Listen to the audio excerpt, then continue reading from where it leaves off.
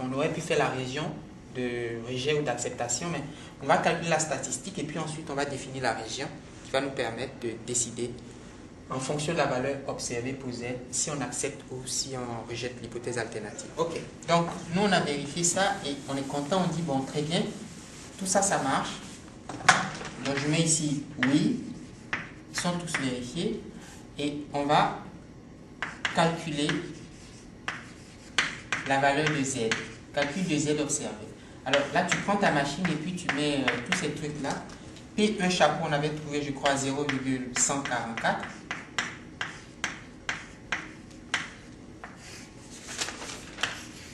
Tu me dis si je me trompe. Quoi? Ah, oui. Moi. C'est 100... Non, 256. Oui.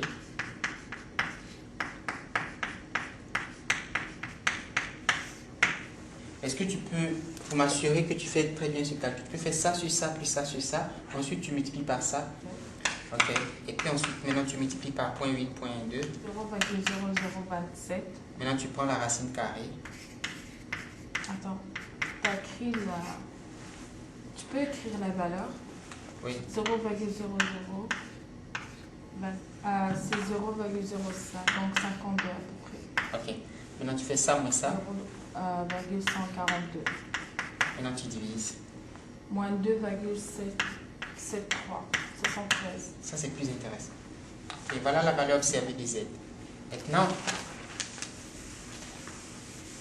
comment tu peux décider que cette valeur est trop grande ou trop petite pour accepter? Oui, on va faire... La politique du test. Oui, la politique du test.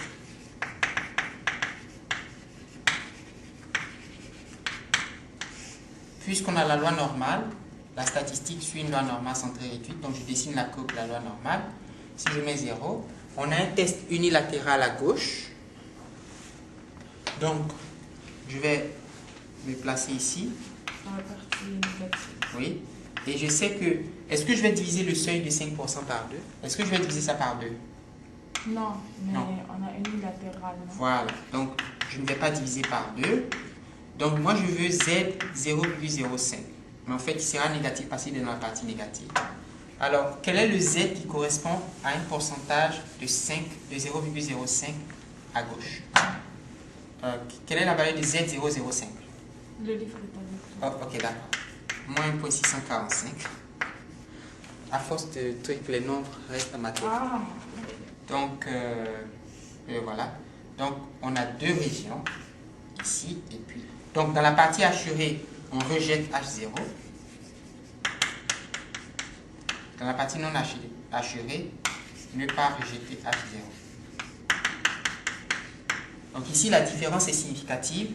Ici, la différence n'est pas significative au seuil 5%. Et on peut maintenant prendre une décision basée sur la valeur calculée.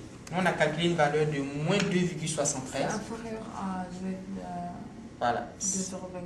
C'est ça. Donc, on va faire comme ça, on va dire moins 1,645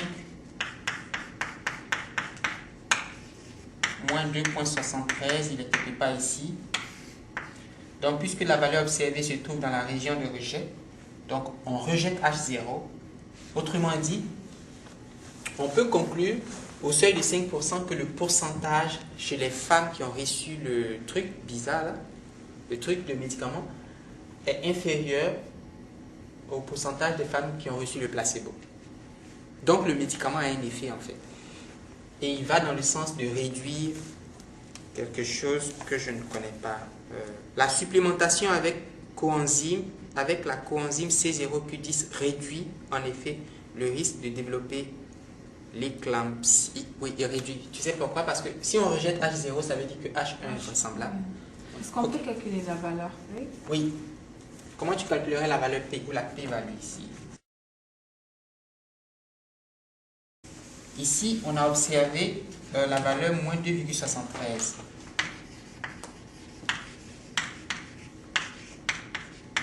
Donc, pour nous, la valeur P, c'est, si je fais le dessin, on a observé moins 2,73. Puisqu'on a un test unilatéral à gauche, La valeur P, c'est ça. C'est la probabilité d'être inférieure à la valeur observée. Ok. Ça, c'est la valeur P. Et comme ta table n'a pas de nombre négatif, c'est la même chose que... donc, c'est la même chose que la probabilité que Z soit supérieure à 2,75. Parce que la loi normale est symétrique. Donc, cette probabilité est la même que ça. Donc, c'est A moins pi. Oui. On va écrire d'abord que P de Z inférieur à moins 2,73 qui est égal aussi à P de Z supérieur à 2,73 est égal à 1 moins phi de 2,73 qui est égal à 0,9968. Donc avec ta machine, C'est 0,0032. et si tu fais 1 moins ça, tu trouves exactement la même. Et on voit que puisque la valeur P est inférieure à 5%, ça vient confirmer notre conclusion. Donc, P-value inférieure à 5%. Donc, on rejette H0 pour conclure que vraisemblablement, avec un risque d'erreur de 5% seulement, le pourcentage des femmes qui ont reçu le traitement a diminué par rapport au pourcentage de celles qui ont reçu le placebo.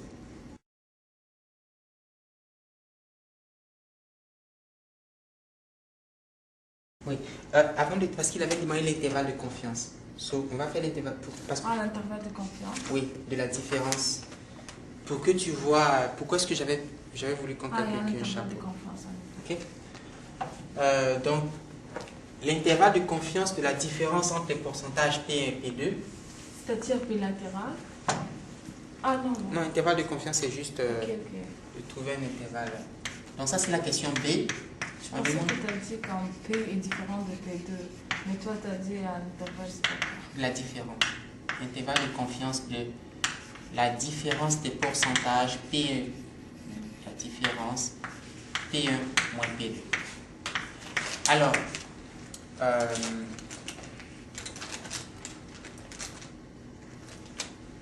bon, on a déjà vérifié que les conditions P1 chapeau, P2 chapeau, tous les NP sont supérieurs à NP, NQ sont supérieurs à 5. Donc, je ne vais pas vérifier ça encore ici.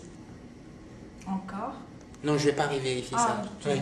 Mais je voulais te montrer que, parce que tu m'avais demandé, oui, mais Olivier, quand est-ce qu'on vérifie? Quand tu fais un test hypothèse et puis quand tu... Voilà. Mais on fait la vérification de ces conditions qu'avec le P, hein?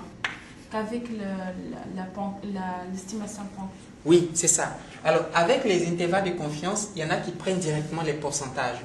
Dans les notes de ton professeur, je ne sais pas ce qu'il a fait. Par exemple, il y en a qui disent, pour les intervalles de confiance, ils disent, au lieu de faire P chapeau pour les deux, ils font N1 P chapeau, N1 Q1 chapeau, N2 P chapeau. Comment on a fait? Oui, mais nous, on avait pris P, Q, P, Q, mais pour les intervalles de confiance, on prend pas les P, on prend le P chapeau de N1, le Q chapeau de N1, le P chapeau de N2, le Q chapeau de N2. Qu'est-ce que j'avais pris ici tout à l'heure? On a pris NA fois P. Fois P. Maintenant, je te dis de prendre N1 fois P1. Mais P1, tu le connais, tu vois maintenant. Pour les intervalles, là, tu prends... Ça, ce n'est pas P, parce que le P chapeau, c'était X1 plus... Oui, je comprends. Plus blablabla. 0,2 et l'autre, c'est 0,140. Voilà, c'est ça. Tu vérifies ça, ils seront tous plus grands que 5. Si l'autre a marché, ça va marcher.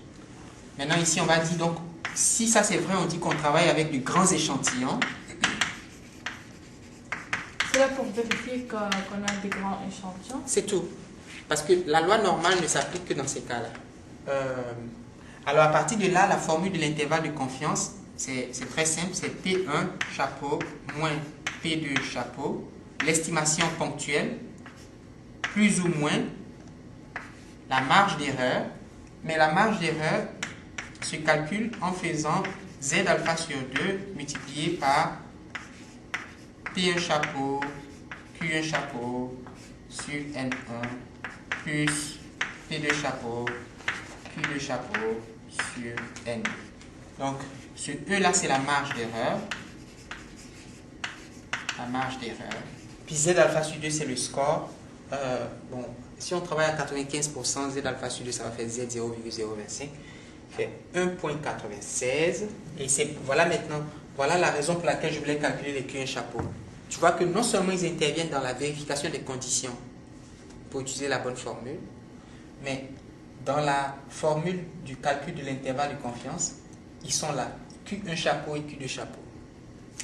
La marge d'erreur, c'est S sur racine de N. Hein? Ça, c'est pour les moyennes. Pour les pourcentages, on travaille avec les P et les Q. Je vais te montrer ça. J'ai jamais vu ça. C'est vrai? Ok, je vais te montrer pour que tu sois en confiance.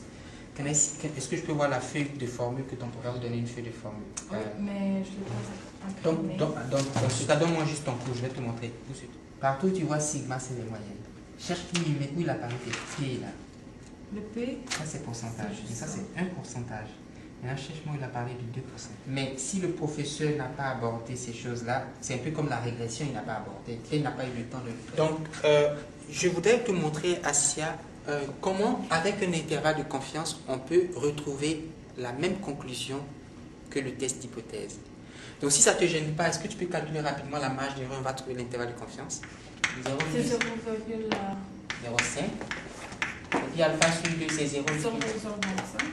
Oui, donc Z alpha sur 2, c'est Z 0,025 qui fait 1,96. Donc la marge d'erreur va faire 1,96 fois, je crois, 0,144 fois 0,856 sur 118 plus 0,256 fois 0,744 sur 117. Tu vas calculer ça rapidement. Donc, l'intervalle de confiance à 95% pour la différence des deux pourcentages.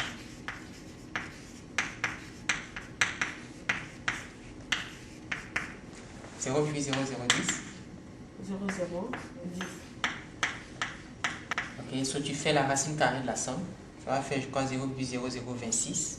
Ok, multiplié par 1,96. 21. Voilà la marge d'erreur. Donc, toi, tu vas faire P1 chapeau moins P2 chapeau, c'est-à-dire 0,144 moins 0,256. Moins 0,100. Moins 0,112, plus ou moins 0,21. Donc, l'intervalle, ça sert à quoi finalement? 0,0. Ici? Oui. Et puis ici? Je suppose que ce sont les erreurs d'arrondi. Alors, tu vois, Assia, que cet intervalle de confiance, il contient à peine la valeur 0. Et ça, c'est très proche de 0. Mais ça, je pense que c'est à cause des erreurs d'arrondi. Parce que tout à l'heure, quand on a fait les calculs pour le test d'hypothèse, je suppose que c'était plus précis. Si peut-être qu'on avait pris toutes les valeurs, lui, on aurait trouvé un nombre négatif, il n'aurait pas contenu la valeur 0. Et parce qu'il ne contient pas la valeur 0, il n'aurait pas contenu... si tu veux, à la limite du 0, on aurait rejeté l'hypothèse. Tu vois ce que je veux dire? Ok, bon, là je suis embêté parce que je suis obligé de partir avec ce que tu m'as donné. Mais tu vois, cette valeur, elle est très proche de 0. C'est comme si tu avais un intervalle. C'est comme si on avait ici 0 et puis moins ici 0,3. Notre intervalle de confiance contient à peine la valeur 0. Si on avait pris tous les chiffres et puis on avait fait un bon calcul sans arrondir, je parie qu'on aurait trouvé une valeur négative. Okay? Maintenant, en quoi est-ce que ça nous permet de... Parce que l'hypothèse nulle, c'est que le pourcentage P1 égale au pourcentage P2. Donc P1 moins P2 égale à quoi? Si P1 égale à P2, c'est 0. Donc si H0 était vrai, on devrait observer la valeur 0 ici. Dans notre test d'hypothèse, oui. Alors, moi je t'ai dit que si tu refais les calculs en prenant toutes les valeurs, tu vas trouver une valeur ici qui est telle que cet intervalle ne contient pas la valeur 0. Tu vois ce que je veux dire? Oui. Voilà.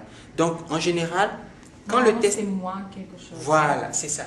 Mais c'est probablement les erreurs d'arrondi. Parce qu'en général, quand le test d'hypothèse a pris une conclusion, a pris une décision, l'intervalle de confiance suit cette... Mais pour toi, au moins tu as vu comment on calcule l'intervalle de confiance, la différence de deux pourcentages. Oui. Tu sais, l'exercice qu'on a résolu, tu peux le résoudre avec le qui 2. Et dans la mesure où il a fait le qui 2 et qu'il a mis les formules du qui 2 ici,